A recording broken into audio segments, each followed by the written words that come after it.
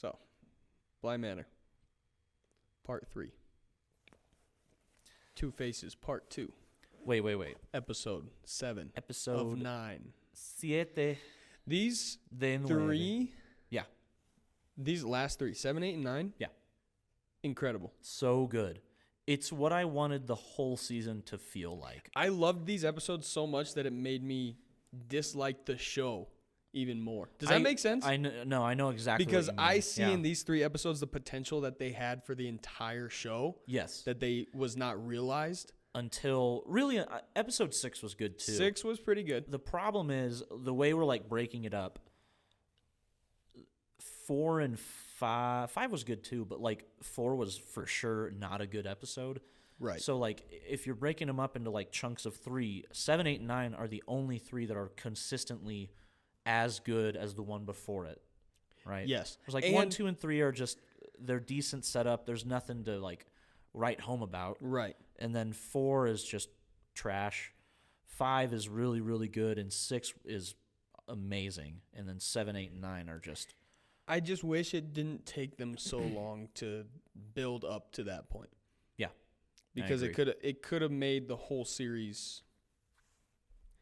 It could have made the whole series basically what Hill House was. It really, I mean, and I don't know, I doubt it's not like there's like a contractual obligation to a certain number of episodes. Netflix has never been about that, despite the fact that some of their shows have gone the standard like 13, like especially in the beginning, some of their shows went the standard like 13 episode setup that they kind of started with. And you can tell that they didn't need those extra episodes. Bly Manor is one of those shows that kind of feel, even with just 9 episodes, it feels like a show that kind of suffers from that. Like they spent too much time in the first like 4 episodes trying to set up.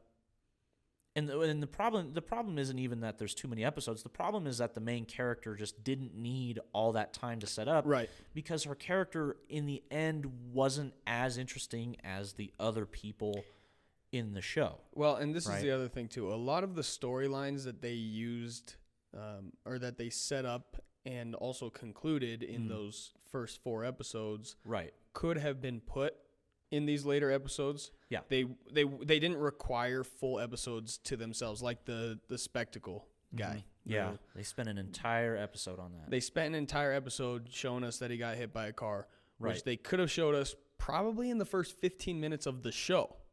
And didn't have to revisit it. They could have. It could have done the same thing throughout the show, like haunting the mirrors and the guy showing up behind her. Could have happened the entire time, even if we knew what had happened from the beginning. It could have been something that they did, like in a brief set of flashbacks that take place over the course of a few episodes, and then by when we get to episode 4, that's when we see the whole thing play out. Right. But not in an entire episode. I mean, it's just so... In that sense, I do agree with you. But also, I think that 2 or 3 more episodes of this quality would change my entire outlook of the show. I would agree. If episodes 7 through 12 were just incredible, I could probably overlook the first 4. Yeah. You know what I'm saying? Also, here's something... If that was something that they had a story for, and if that was something that they took the time to do... Here's something else. I think Dani as a character would become... The intrigue for her character would have increased tenfold if, instead of spending all this time talking about her past and not just kind of tightening it up a lot, taking the time... This episode 9 should have been like episode 5, and then they could have spent 3 or 4 more episodes talking about her relationship with I can't remember the other girl, the one that the gardener. Does it start with a J? I can't. Hold on, I got it here. JK. Hold on. It's got to start with a J. The phone. It's got to. Is, not Hannah. Jamie. Yeah. So if they would have spent, they could have spent like at least a couple or a few episodes on their relationship after the events that happened at Bly Manor, because Dani is she basically has an expiration date.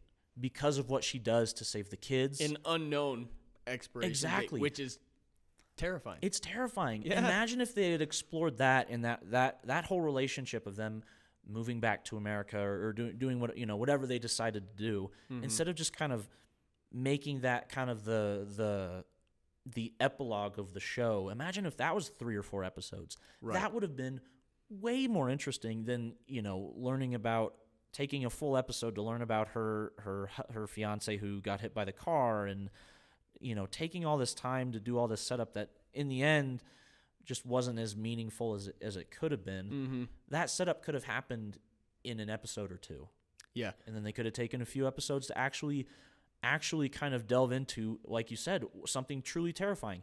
The fact that in order to save these kids, she's gonna die eventually. She's gonna have to go back to the manor and walk into the lake or the pond or whatever it is and die.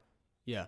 And so as much as I liked episode 7 too, kind of going off of that point, some of the stuff that happens at the beginning of episode 7 could have been part of Two Faces Part 1, which I think was episode 3.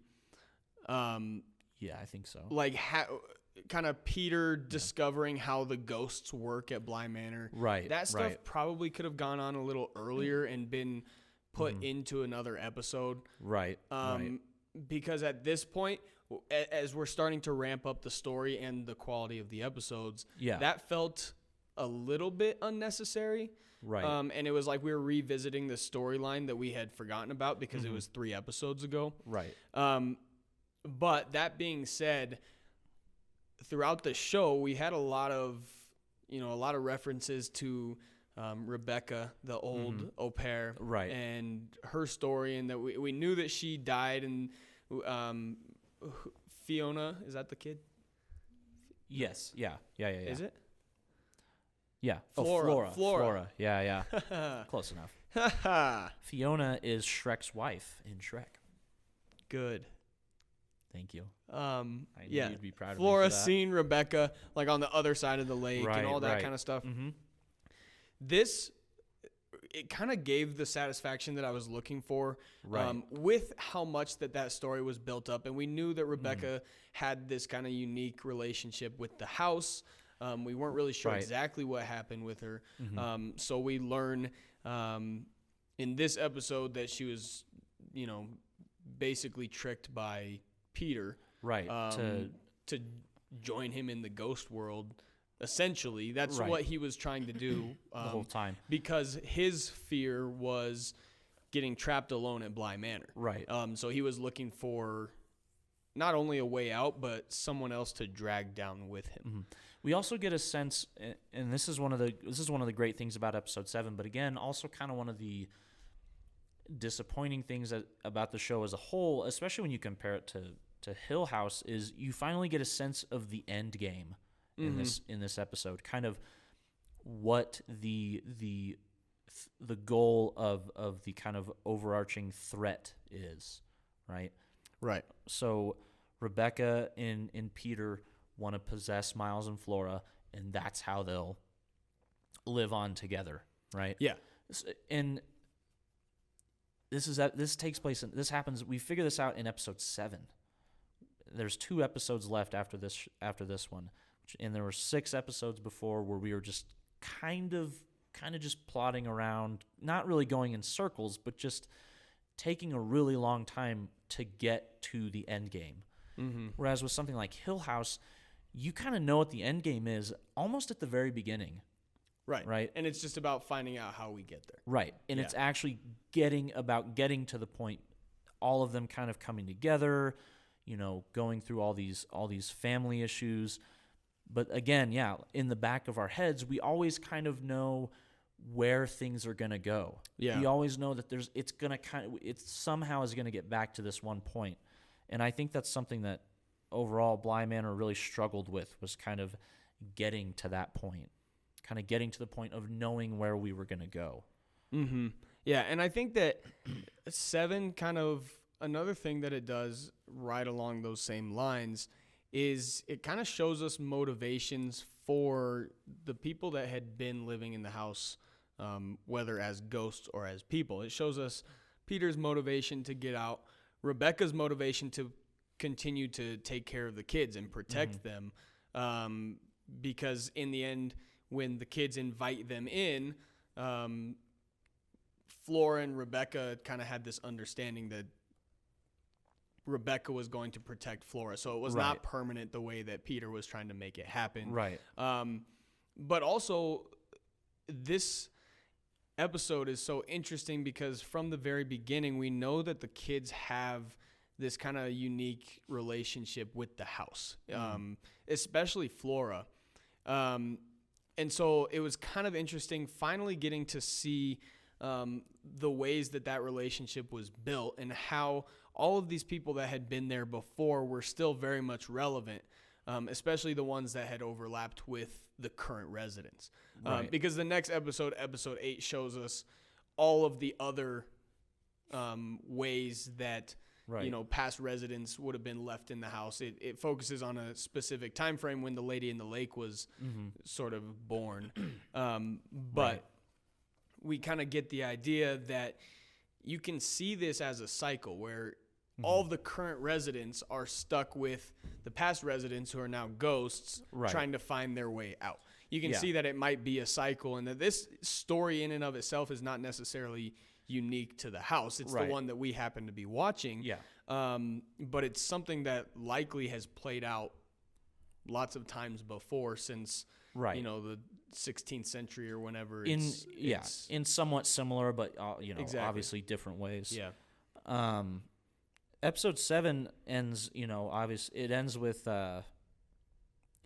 with what, Flora and Rebecca ending up not merging and Flora trying to escape with Danny.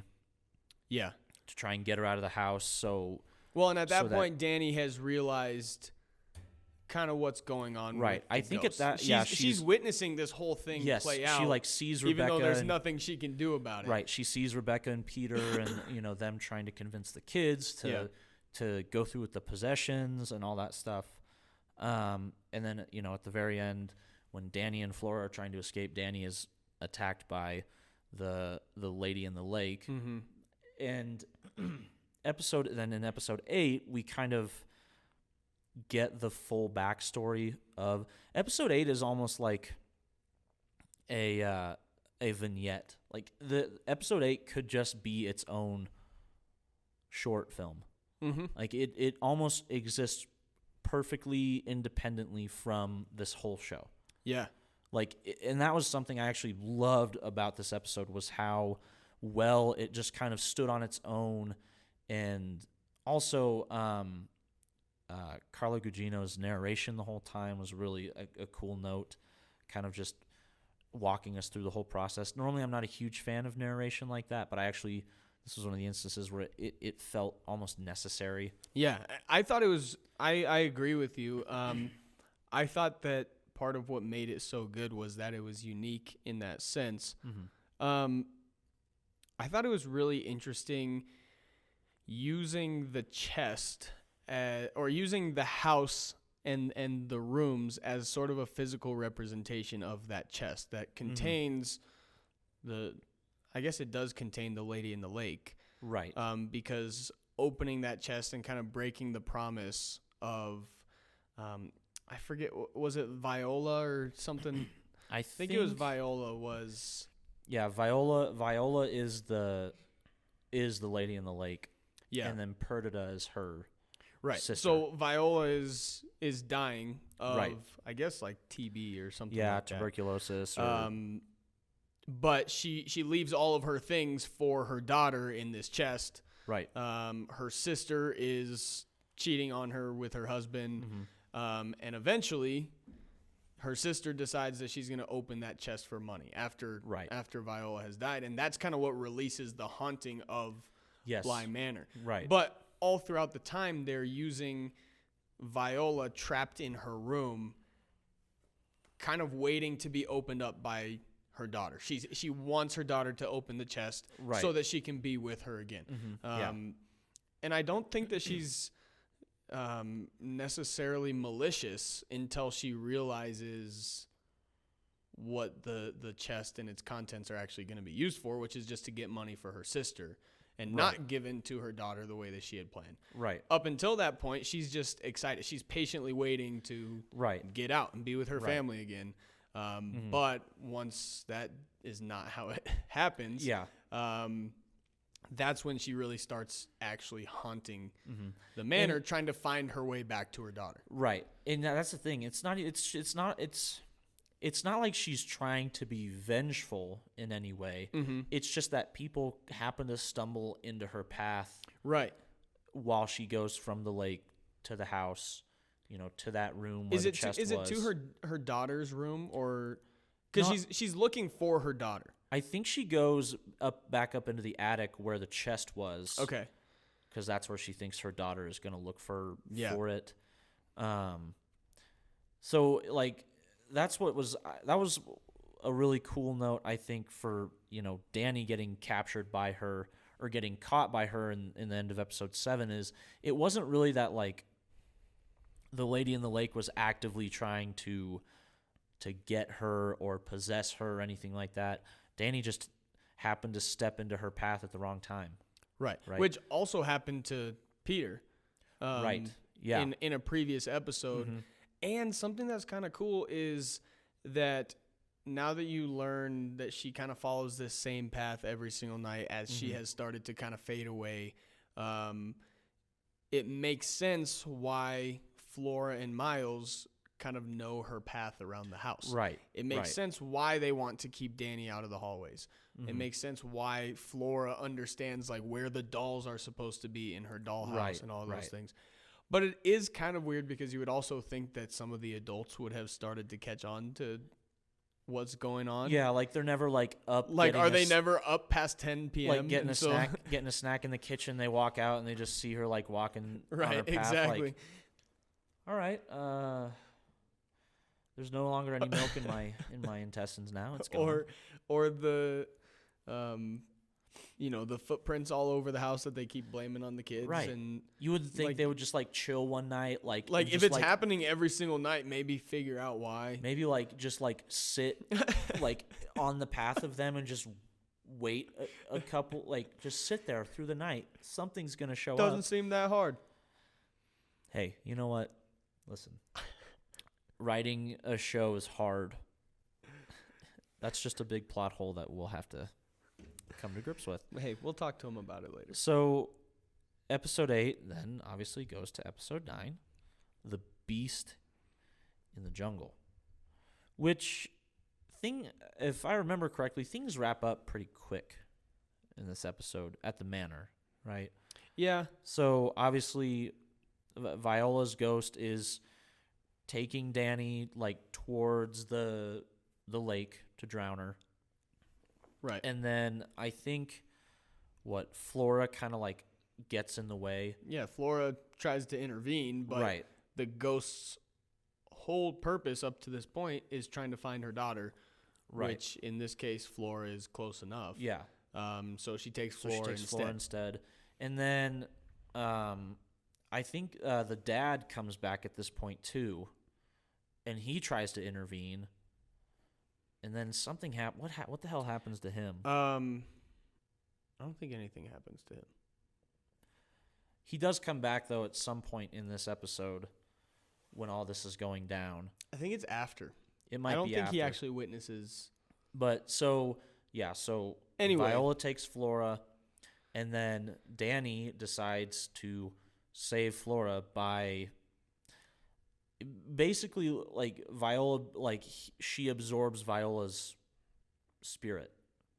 Yeah, and, like, so they, like, merge. Yeah, she has to invite in the ghost, and that's Kinda how it like, becomes permanent. Right, like and how... so she does that in order for Viola's ghost to leave Bly Manor. Right. But since it's permanent, she knows that that's also protecting the kid. She doesn't have to... and also her letting Viola inhabit her, go into her, basically. Every person that died in the manor is freed now. Yeah. So that was... Hannah disappears. I loved that reveal of all of the people that had been trapped in the manor as ghosts, Mm-hmm. and getting to see all of them Right. as ghosts. Right. But what was so frustrating about that is realizing how much, and one of our biggest gripes with the show has been that it wasn't really scary enough. Right. Realizing in this final episode how many ghosts there really are, how many hauntings could have been going on this entire time, Mm-hmm. and they didn't do anything with that. Like, from Yeah. the very first episode, they could have been showing us all these ghosts. They don't have to give backstories to all of them. Right. We can sit there and wonder why that ghost is there. What is that story? And at the end, this would be plenty to wrap it up, even if we don't find out how all of those people died or whatever. Right. They could have used that so much better, and it could have actually made the show scary if they were trying to show us all of these other ghosts. And I know you can sit there and nitpick the episode second by second, frame by frame, and Of course. and find these ghosts hidden in the background. It's something they did with Hill House too. Yeah. It was just much more But apparent. the difference was with Hill House, there was a whole number of different ghosts that they showed and actually gave some screen time to. Right. That actually That they probably could have done something similar here, and they chose not to. And although that was a super cool reveal, I wish that they would have used that to their advantage earlier in the show. Right. Yeah, I agree. I don't know. It's frustrating, but it's also like I don't know. I guess they were just trying to go for the fact that there's so much scale to how many people are actually, inhabiting the house. But which is, I guess, it's a kind of a cool note, but it's like you said, it just kind of takes away from the fact that there are so many more creepy things that could have been going on this whole time, right? It's a cool note to see, like, oh yeah, wow, there are a lot of people here. They're just kind of disappearing or going away, right? But then it's kind of two-sided in that it just kind of is a little frustrating, a little disappointing. It essentially ends with what you have just mentioned could have been its own episode or two. Yeah. With Danny and Jamie leaving for America. Danny is obviously possessed by Viola, kind of just sitting and waiting to see what's going to happen next. She knows that eventually she will die. Right. Because of that. And over time, she starts, seeing Viola's reflection in water. Anytime she's looking in a sink or in the bathtub or doing stuff like that, she sees the reflection. Well, and the reason why she eventually goes back to Bly Manor is because she was trying to protect Jamie. She realized that she was going to hurt Jamie the longer she stayed there, kind of possessed by this ghost. And there's a scene where I think they wake up one night and Danny's choking Jamie and I think that's when she after that scene is when she decides to return to the manor and drown herself. Yeah. Right. She effectively takes the place of the lady in the lake. Right. But I don't think she doesn't I don't think she doesn't end up walking the same path or anything like that. I think she just finally rests. She dies, and that is the final resting place of not just Viola, but also of Danny, obviously. Right. And kind of it puts to rest the haunting of Bly Manor. Right. It's it's over. It's done now. And that was a great. One of my favorite scenes actually is revealing that Carla Gugino's character is Jamie, an older version of Jamie, and they're at Flora's. I think it's Flora's wedding, right? Or Flora's their engagement, reception or something, whatever it is. Also, funny note, Flora's getting married to Greg Sestero, who is Tommy Wiseau's best friend. Okay. In the room, that's the he plays. I think his name is Greg in the movie. Oh, really? Yeah. Huh. Funny little note. Greg Sestero is one of those guys that always just kind of pops up in little tiny roles here and there now because people obviously realize he was in one of the worst movies ever. The Room is the best movie ever made. But they have a lot of respect for him and Tommy Wiseau. It's cool to kind of see that like you see Flora and you see Miles and you see an older version of Owen, but Flora and Miles don't have any memory of all the bad stuff that happened. Right. They just have fond memories of Bly Manor and growing up there. At the very end, Flora talks to Jamie, and she's like, that's an interesting story you told. Flora's my middle name, or something like that. She talks about. She had Flora no being, idea that she was involved. With right. all of those things. Mm-hmm. And that was I liked that little thread. I mean, liked it, but I wish that it would have been added in there just through context clues. Like, let us figure it out by showing us maybe that they don't remember kind of all those hauntings, because it was first revealed by Owen basically just telling Danny and Jamie earlier in the episode. Right. So it didn't necessarily need to be explained out that way, but I thought that it's interesting because all of the other characters do know, and they still do remember what happened. Owen still remembers. Jamie still remembers. Right, which, again, Miles and Flora have a different relationship with the house than any of the other characters ever did. Right. Right. Well, that about wraps it up, man.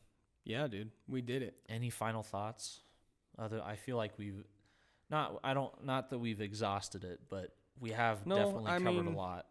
Yeah, I don't think I really have too much else to say. I still found this to be a worthwhile 9 hours of my time. It would have been nice to see maybe just a little bit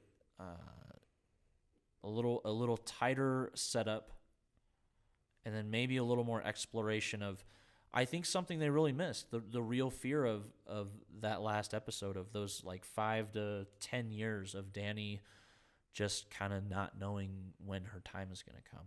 Yeah, and right. I think you combine that with what I wish they would have done more is, spending a little more time on how Bly Manor is being haunted throughout the years by all of these different ghosts. Like, how many different the lady things, in the lake is not the only ghost there. Right. There are so many other things going bump in the night. Exactly. There's so much more to keep track of in this house that is never even touched on until the very end. Mm-hmm.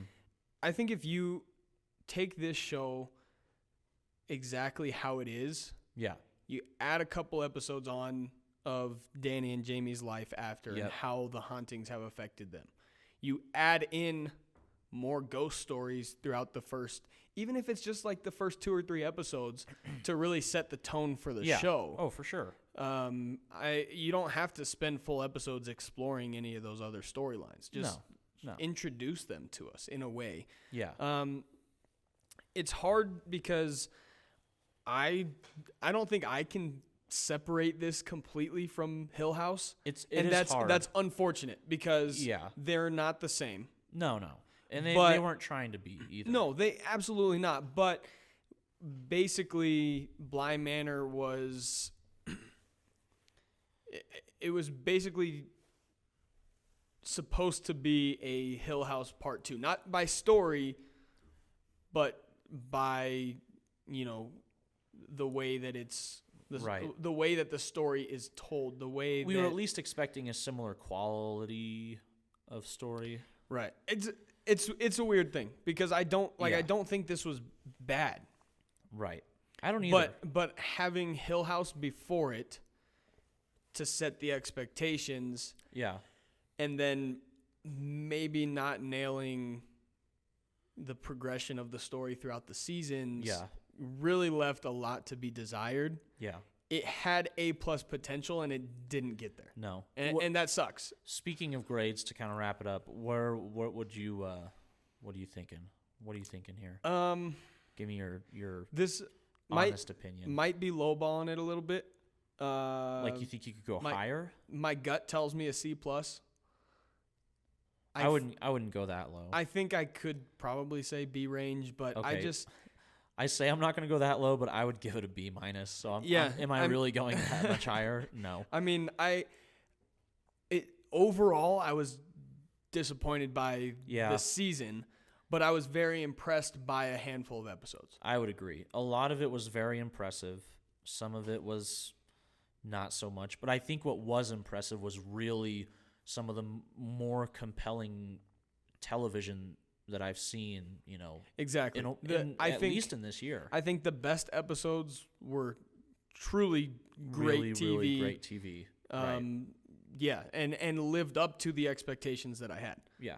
But the worst episodes had me wanting to fast forward through and just get to the end. It was a lot of give and take for the show overall. Uh-huh.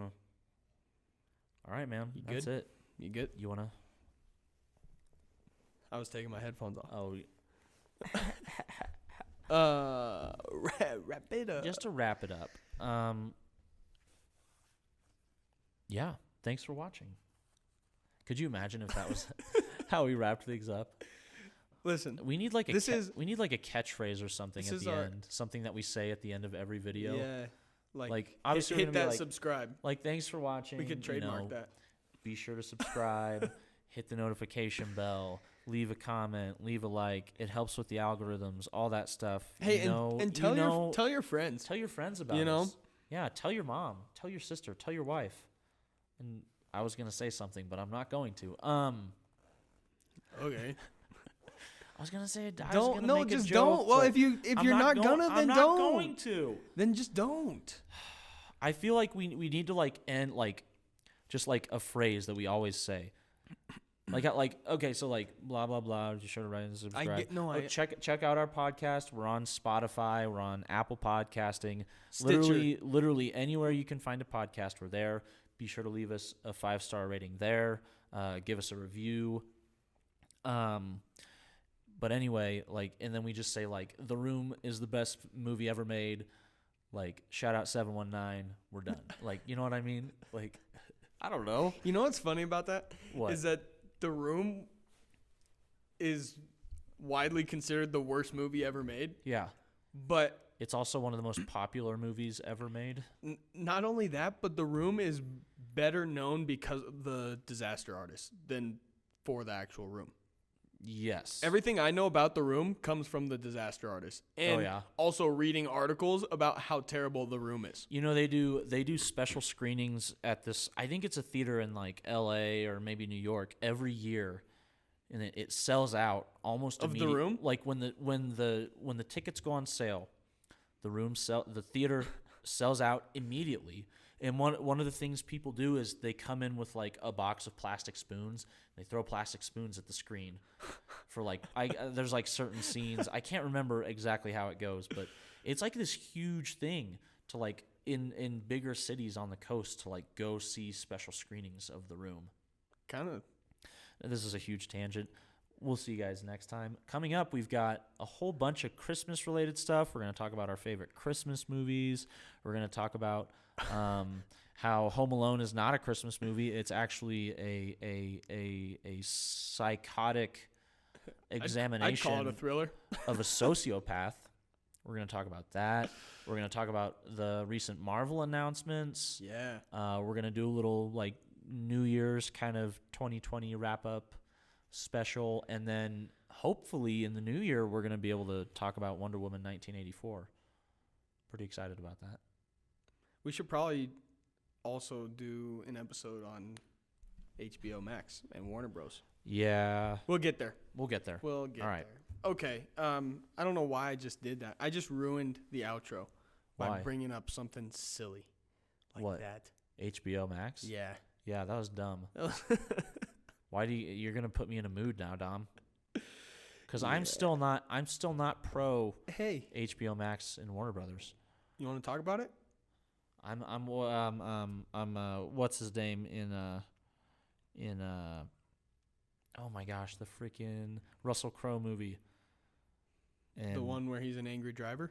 No, the one where he's a freaking He's a gladiator? gladiator. Really? Yeah, the movie Gladiator. You really? Where what's his name? What's his name? He goes Joaquin Phoenix? Joaquin Phoenix. Thank you. Dude, come on, you're killing me. Joaquin Phoenix. Is that how you say his name? Sounds right to All me. right, this episode is over. Let's take This the headphones episode off. has been over.